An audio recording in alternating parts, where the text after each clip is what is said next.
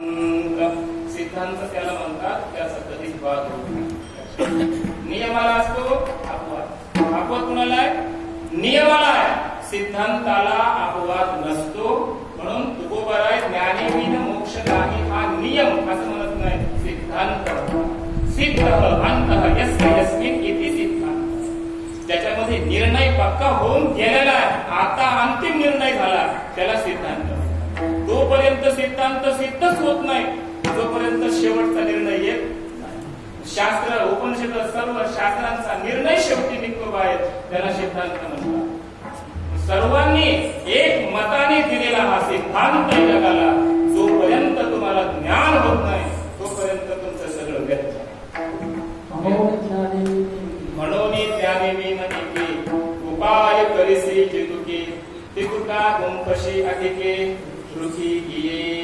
ज्ञानाशिवाय जेवढे उपाय करशील तेवढा तू या संसार वृक्षामध्ये अडकला जाशील, बांधल्या जाशील, पक्का बंद होईल, तुला प्राप्त होईल. म्हणून ज्ञानाशिवाय प्राप्ती नाही. एवढा माझा पहिला मुद्दा झाला.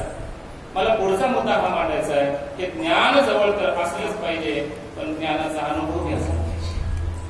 हे ज्ञान आणि ही विद्वत्ता जगामध्ये दुर्लभ आहे, त्याला किंमत आहे, सन्मान आहे. सगळं खरं आहे, ज्ञानाशिवाय सगळं व्यर्थ आहे, सगळं खरं आहे. एवढा मुद्दा आतापर्यंत माझा एवढाच मुद्दा झालाय. पुढचा मुद्दा एवढाच आहे की हे ज्ञान तर असलं पाहिजे खरंय, पण नुसतं ज्ञान बुद्धीत असून उपयोग नाही, अनुभवात आलं पाहिजे, आचरणात आलं पाहिजे, ते हृदयात उतरलं पाहिजे. बौद्धिक स्तरावरच ज्ञान उपयोगाचं नाही, हृदयातलं ज्ञान उपयोगाचं आहे. कशाचंही ज्ञान असो, बोल सगळे पाठ आहेत, बुद्धीत आहेत, पण ते मृदंगातून काढता आले नाही तर ते काही गरज आहे? त्याचा उपयोग आहे का? ते ज्ञान मृदंगाचं काय कामाचं आहे? कोणता राग आहे? बरेच लोक असे म्हणतात, आळंदीत राहिले बरेच असे की त्यांना राग गायल्याबरोबर कळतो. हा ही भैरवी, हा भैरव आहे, ही कलावती आहे, म्हणजे राग, हे रागाचं ज्ञान त्यांना आहे, पण तू म्हणलं की म्हणता येत नाही, म्हणता येत नाही. कुणी म्हटलं की लगेच सांगा हा राग. ज्ञान असून काय उपयोग मला सांगा, तुम्हाला जर ते व्यक्त करता येत नसेल तर. तसंच शास्त्राचं पण आहे, तसंच शास्त्राचं पण आहे. केवळ मृदंगाचं गायकाचं नाही, ते कीर्तनकाराचं पण आहे.